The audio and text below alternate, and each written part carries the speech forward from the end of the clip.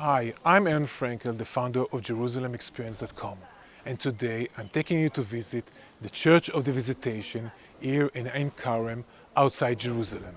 So let's enjoy this video. Welcome to JerusalemExperience.com, the place where you can watch videos from Jerusalem and its holy sites from your computer at home.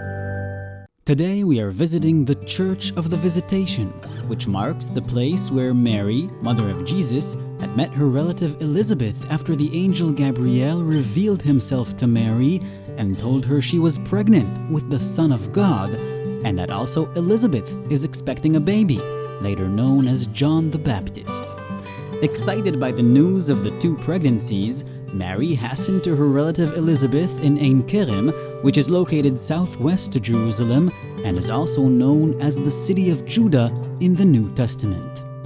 According to Christian tradition, the site of the Church of the Visitation was a summer home where Elizabeth and her husband Zacharias resided so that Elizabeth could conceal her pregnancy with John, and not their house where John was born, where today stands the Church of St. John the Baptist. Now, let's examine the entrance to the church. Here are small bronze statues representing Zacharias and Elizabeth at the entrance to their home. Some say these statues also represent Abraham and Sarah, who had a son at a very old age, also after being visited by angels. Right after the entrance is a sculpture depicting the slim figures of Elizabeth and Mary.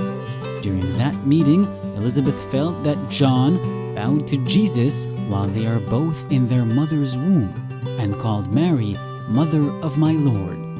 In response, Mary responded with a prayer of thanksgiving that became a part of Christian liturgy.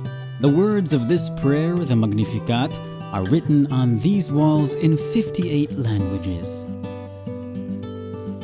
And here, the prayer title embedded in the floor of the gate. The facade of the church is adorned with an impressive mosaic portraying Mary on her way from Nazareth to Ein Kerem, as it is described by Luke. The church has two chapels on different levels. Our tour begins in the lower one.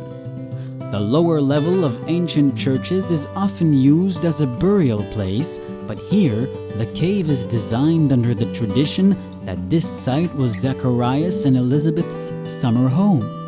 Over there is the altar of this chapel, and above it are impressive frescoes featuring realistic scenes from the lives of Elizabeth and Zacharias. Here is a portrayal of Elizabeth's meeting with Mary. To the left, Zacharias the priest is seen preparing incense in the temple, and the fresco to the right depicts Roman soldiers about to kill babies by the order of King Herod.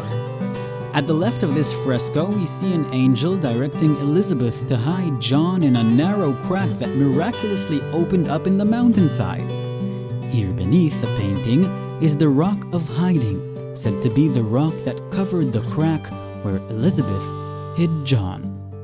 Now, let's go to the upper church. This church is dedicated to women in general and to Mary in particular. At the rear of the church, above the organ, there is a wall painting of Mary and her son. The upper part of the apse is adorned with paintings whose central character is Mary.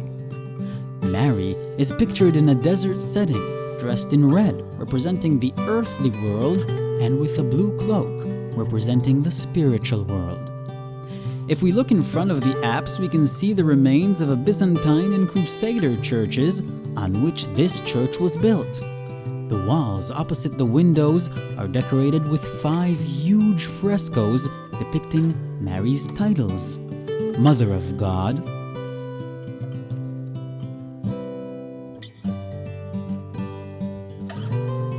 Mary, Refuge of Sinner,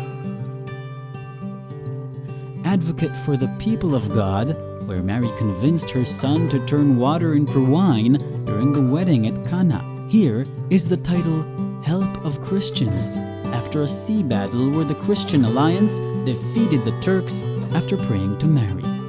And the 5th title is Mary, Free of the Original Sin, as a consequence of the Immaculate Conception.